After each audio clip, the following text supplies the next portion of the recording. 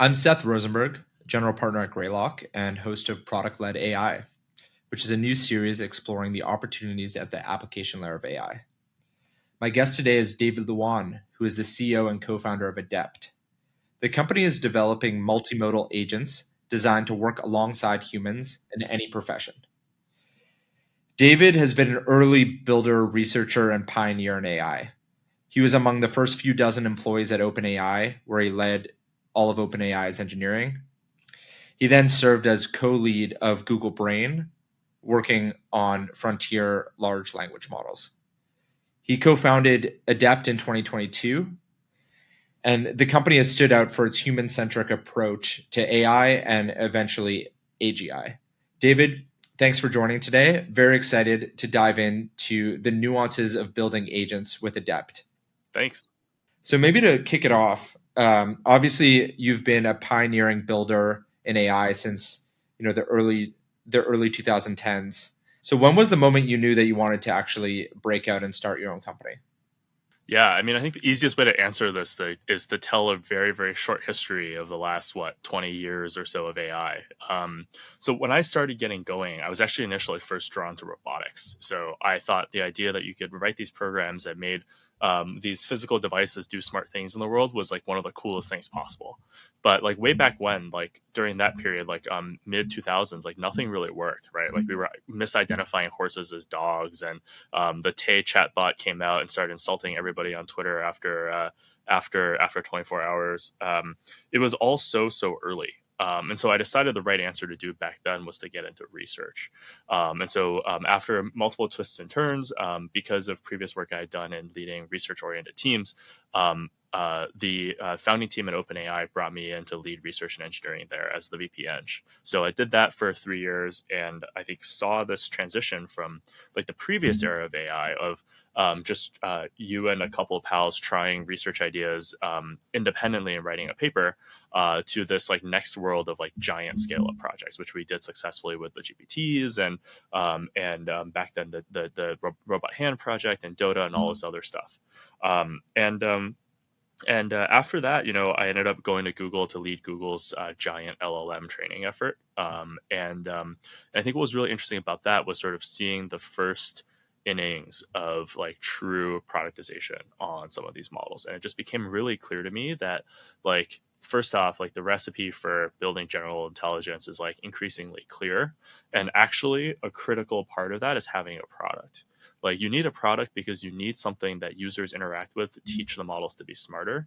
And as a result, the dominant shape of an organization that can win at that doesn't look like what anybody had built before. It doesn't look like the standard thing of like, you have researchers sitting in a corner of a building and then pitching their ideas to engineers and in other products trying to get those things landed. It also doesn't look like, two separate orgs with two separate roadmaps. What you really need to do is you need to go start with something. You need to start with a product shape that gets you all the way to general intelligence. And you need to distill that down into what research problems, what engineering problems, and what product problems do you need to solve to build that product shape, like a full end-to-end combination of research and product. And that sort of org structure didn't exist. And so on top of the actual technical bet we wanted to make, organizationally, it was obvious we had to go do it as a startup. Yeah, I totally agree. The last 10 years were about kind of the foundational research and infrastructure, and the next 10 years about putting this into products that actually work. 100%. So obviously one of the maybe naive narratives around AI, especially the type of AI that you're building, an agent that can act like a human in front of a computer, there's a narrative around AI replacing jobs. I think you have a different take both on your mission for Adept as well as AI's impact on the world. So maybe spend a moment on that. Yeah. So I think what's really interesting to me about this question is I think it's fundamentally like a mission and values question. And then there's also a little bit of pragmatism in there. But like if you go look at how everyone has framed AI progress so far, right? Like you go read mission statements of the classic labs. It's always about replacement. It's about doing things that beat humans at X, at doing a Y better than humans, and then creating lots of economic value, and then needing to figure out how that's going to be redistributed. And there's also framings about AI as being a race, right? A race of how can you get to general intelligence as fast as possible, be better than humans, and then how many companies will potentially have a seat like that, and then be able to outcompete each other and prevent others from, and all this crazy stuff. Like, it's just one formulation, and I think that you can just reject this framing entirely. And I think you can reject it not only out of a sense of mission, of like, hey, what if we don't want to be building systems that replace people, but also one of just like, I think potentially a misunderstanding of how technology is even diffuse within society, right? Like, on the latter, when we go look at things like having a calculator or writing or using a computer, right?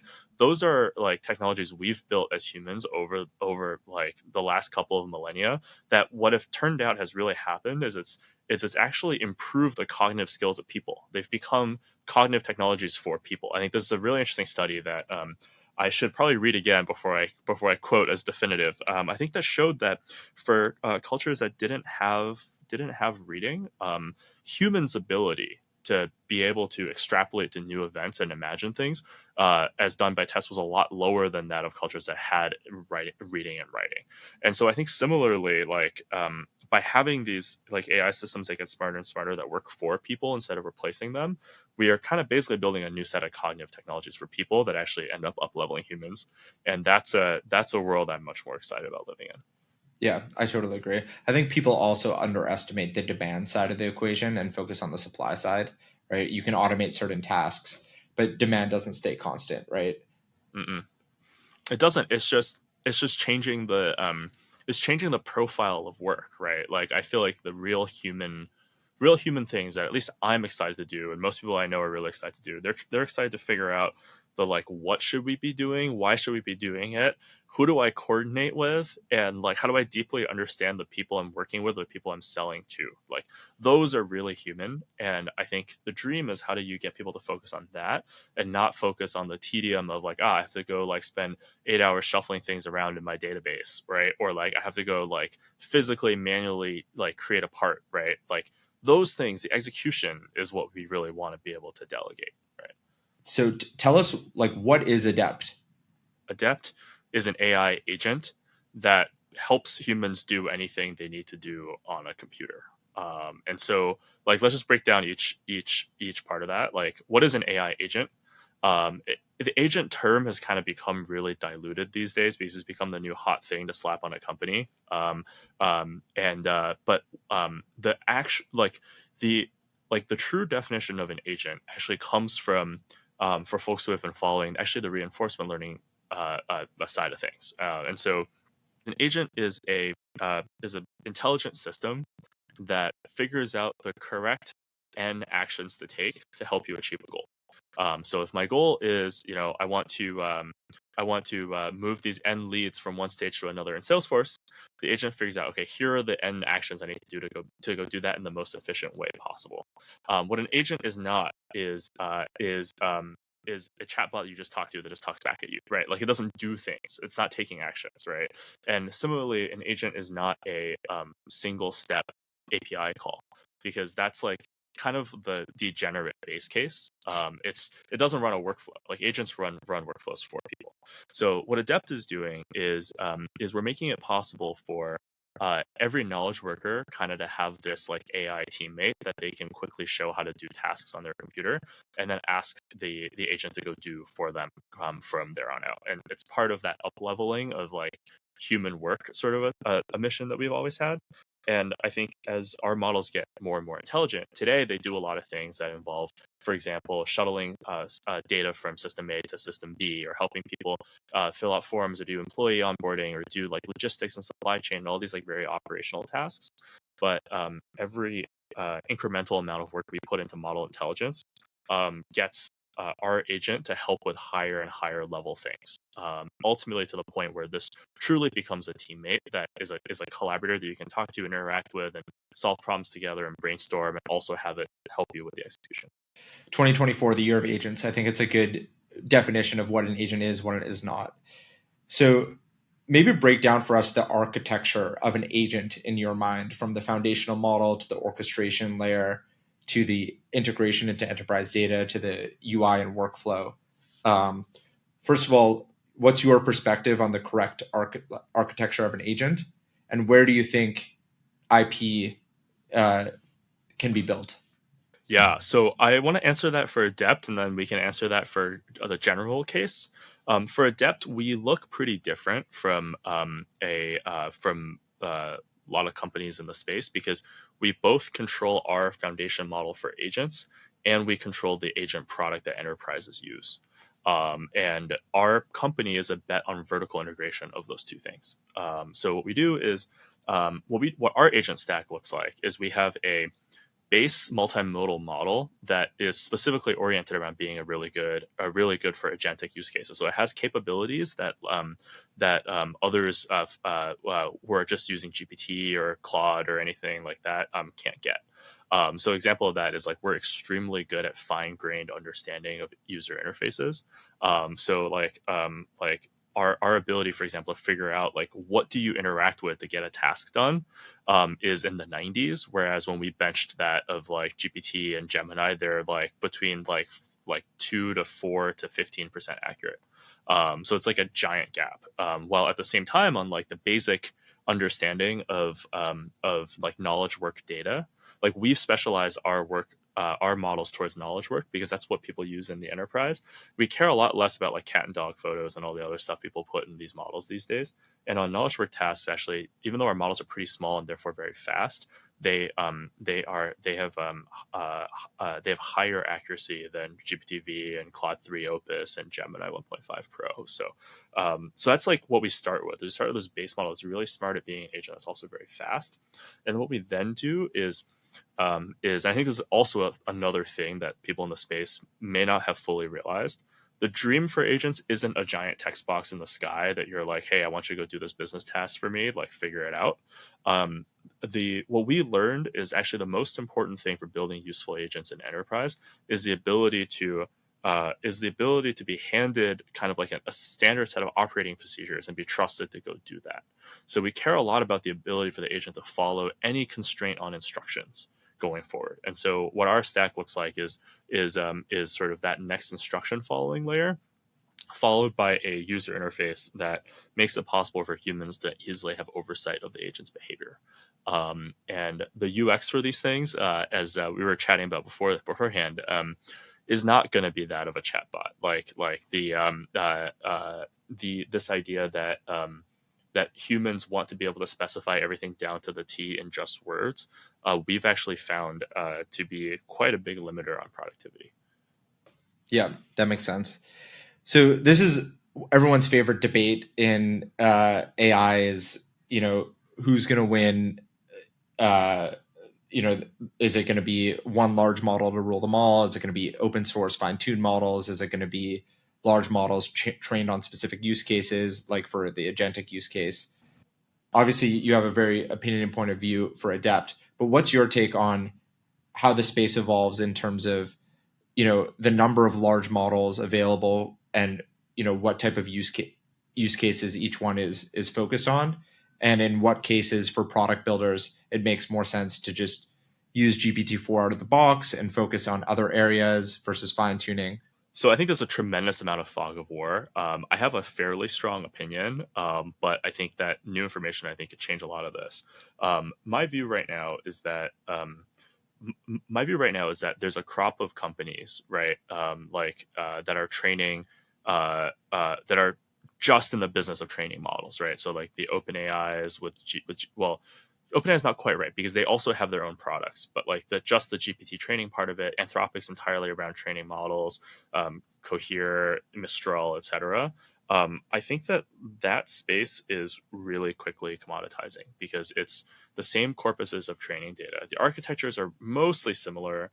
There's no real long-term defensibility in ideas in that space because they diffuse within order of months, and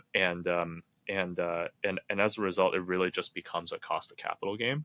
And I think that there will be end organizations that will be able to afford that. Like open source is getting really good really fast. Like Meta's obviously investing a lot in the space really smartly for them, but that also just sets the floor, right? Like if you've got a model that isn't as good as the next llama, like what, you don't really exist as a business. You don't get to charge more than the cost of compute, right? I think companies in that space will have to look for alternate ways of making money besides just having better models. Um, but I think that I think that long term, what's going to happen is that people who figure out how to hook up very differentiated approaches of generating data for the most valuable tasks to the base models that they also control will have tremendous leverage.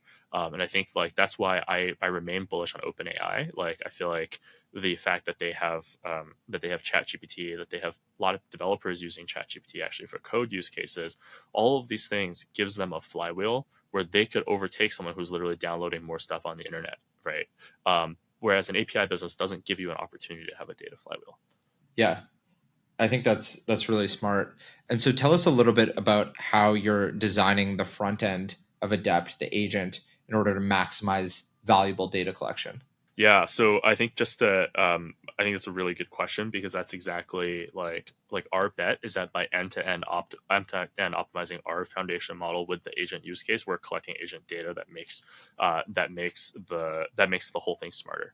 I think that the way that I think about it is there's two parts to it. One of them is like why does this stuff make the model smarter? I think like when we talk to ChatGPT or stuff, there's been so much RLHF data when you basically take human feedback on how well a model did something to improve the model's behavior through a reinforcement learning or something that looks like reinforcement learning sort of loop. Like it's like these models out of the box are trained to just clone human behavior, so they don't understand reward. You give it a reward signal by collecting lots of data about what good and bad looks like, and then you teach the model to follow the good. So that's RLHF, and it's been we've like with things like ChatGPT, a lot has been done on it in the summarization, chat, all those other spaces. Like our goal with Adept is to do that same loop, but with agents. And that's so important because out of the box, these foundation models are really unreliable for agent tasks, and reliability is almost the only thing that people care about, right? Like you go ask someone to book a flight for you in the background, even for a consumer use case, which we don't cover. Like you expect that to do a good job and not to have already swiped your credit card for like something entirely different on the wrong date, right? And what are some interesting techniques of how to make RLHF actually productive? Because I've also heard stories of, after a model's out in the wild, and they get human feedback, uh, parts of it can actually get worse. Because, for example, humans are bad at probability or bad at math. Yeah. So basically, I think the answer is you just want to be. This is actually a nice thing of our enterprise strategy, is you want to be learning from the smartest knowledge workers in the world. I think that um, collecting more RLHF data for how to chit chat about your day doesn't make your model smarter. But in a work setting, like all these people are like, we're all paid every day to try to use intelligence as a way to get an advantage in business, right? And so, like, the data that comes from people doing that is just inherently more valuable and less prone to some of the same problems you were talking about than like arbitrary chit chat data. That makes sense. And what's your take on how vertical specific agents will become, right? Is Adept going to be my accountant, my lawyer, my analyst, my researcher, etc., or where do you think lines will be drawn? I think that um, my boring take on this is that within a couple years, the whole AI concept is going to fade in the background, and we'll just consider all companies will be AI companies, so it just won't even matter, and it's just going to be like a lot of amazing enterprise SaaS businesses built on AI agent technology that each has found a niche and is like beating each other on things like go to market and understanding the customer, and less on is my agent 5% smarter. I think there will be a lot of companies that look like that that'll cover like head use cases like invoice processing, right?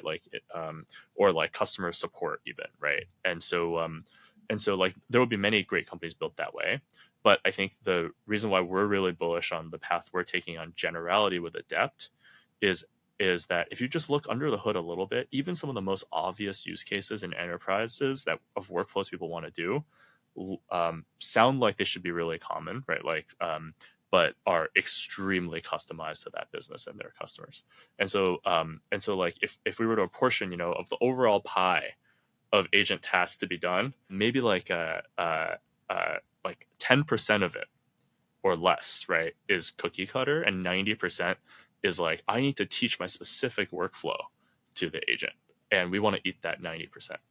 Yeah, I feel like you were several years ahead of kind of where the market is, right? Where everyone's been enamored, to your point, around chatbots and image generation and video generation, but it feels like the real value is going to come from actually executing work, and that's actually a different problem. Yeah, and our job is to execute custom work, basically. And so on that point, again, being an independent thinker here, I would say uh, a lot of people, including OpenAI, have had success by just launching products into the wild. There's this magic effect where if you're, first to creating an agent that really works, right? And Adept is obviously one of the very few companies in that category. Like just releasing it to the wild can create a lot of Twitter buzz. You've taken a different approach on go to market. You've decided to go enterprise first. Talk us through your thought process. Yeah, so we're extremely quiet as a company. I think we've been really focused on building something that works well, that is reliable enough to be deployed, and then getting that in the hands of customers, rather than sort of a bottom-up strategy combined with a lot of marketing. And some days I actually wonder whether we did the right thing. But what took us down the path of focusing on enterprise actually comes from a lesson that we learned last year, which is that for agents, the only thing people care about is reliability. When you talk to a chatbot and the chatbot says something dumb 1 out of 3 times, you don't care, right? Because it's like you either enjoy the interaction or it helps stoke some thinking or something like that. But if you're trusting this thing to go handle shuffling data around in Salesforce and it deletes like a third of your records, like you're never going to use this thing again, or at minimum, it's not useful to you, right? You could have just done the work. You could have just done the work yourself. And so we realized that the only thing that customers cared about was reliability. And because of that, we decided to focus on enterprise because there's a lot of value there. And in those settings, we can control for very high reliability and get stuff out in the market now. We could put out more toys, like we put out a toy called Experiments that was just for kicks end of last year. But I feel like that's not the path to glory in the space. And in this stack of building Adept, you're solving a lot of hard problems, right? The foundational model that you're building yourself, the orchestration, agentic use cases, the UI and workflow. How big of a component is the actual enterprise integrations as part of that stack in terms of how your engineering team is spending your time and how difficult that problem is? It's super difficult. I think the other thing that I think most people won't say directly in AI is that very little of it is glamorous. A lot of it is about even on the model side, it's like data, low level systems issues, all that stuff. But on the customer side too, it's like you just got to do whatever it takes to get a deployment that is reliable enough for those folks to depend on at work. Like one of our use cases literally involves a physical truck being sent to a shipping container port, and if we screw up along the way, there's a truck being sent with no container on the other end. So that's really bad. And so what we end up doing is we right now we work with the customer to get to reliability, but our whole like a large part of our research roadmap is how do we make it more and more and more out of the box 95% from the get-go.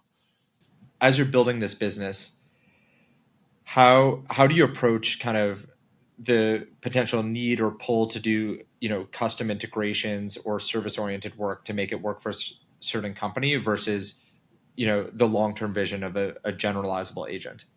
I think this starts from a belief that we have that